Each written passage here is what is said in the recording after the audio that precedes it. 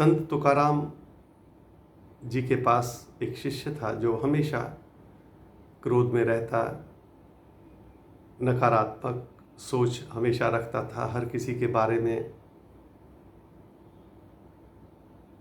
फिर एक दिन उसने संत तुकाराम जी से पूछा कि आप इतने सद्व्यवहार, इतने प्रेमल, इतने आनंदित कैसे रहते हैं? न मैंने कभी आपको क्रोधित देखा है, न मैंने कभी किसी को कुछ कहते हुए सुना है, चाहे उससे कितनी भी बड़ी गलती हो गई हो। आप कैसे रहते हैं इतने आनंदित?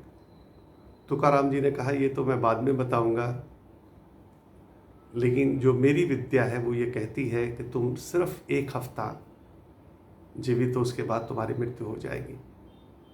यही बात किसी और ने कही होती तो उस साधक को भरोसा नहीं आता, लेकिन क्योंकि संत तुकाराम जी ने कही थी इसलिए उसको पक्का हो गया कि मेरी मृत्यु अगले हफ्ते हो जाएगी। इस दिन गया और सभी उन आदमियों से माफ़ी मांगता रहा जिन आदमियों के साथ उसने कभी गलत व्यवहार किया था, क्रोध किया था। सबसे माफ़ी मांगी, सबसे सद्व्यवहार किया इन दिनों में।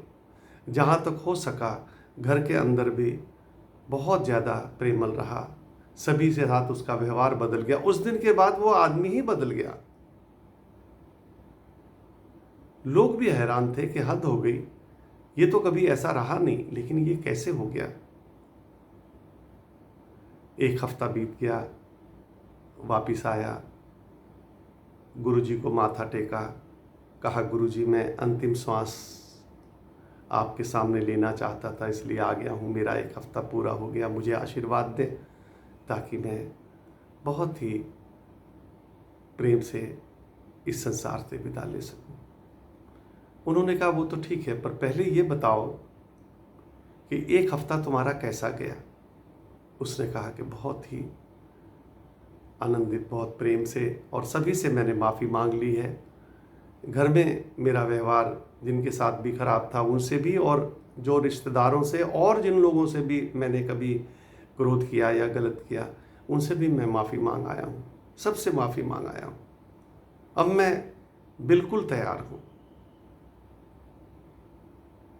संत तुकाराम जी ने कहा कि बस यही राज है मेरे आनंदित रहने का, बस यही राज। हर वक्त मृत्यु को याद रखो, पता नहीं किस वक्त आनी है मृत्यु, कौन सी श्वास हमारी आखिरी होगी।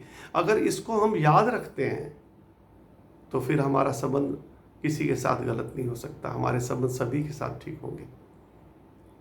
आज तुम्हें पता लग चुका है, सिर्फ मैंने सबक सिखाने के लिए ही तुमको ये कहा था।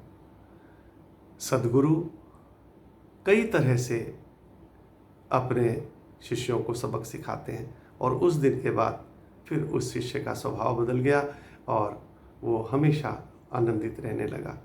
मृत्यु को याद रखें तो कभी भी हमसे कहीं कोई गलती नहीं हो सकती है। धन्यवाद।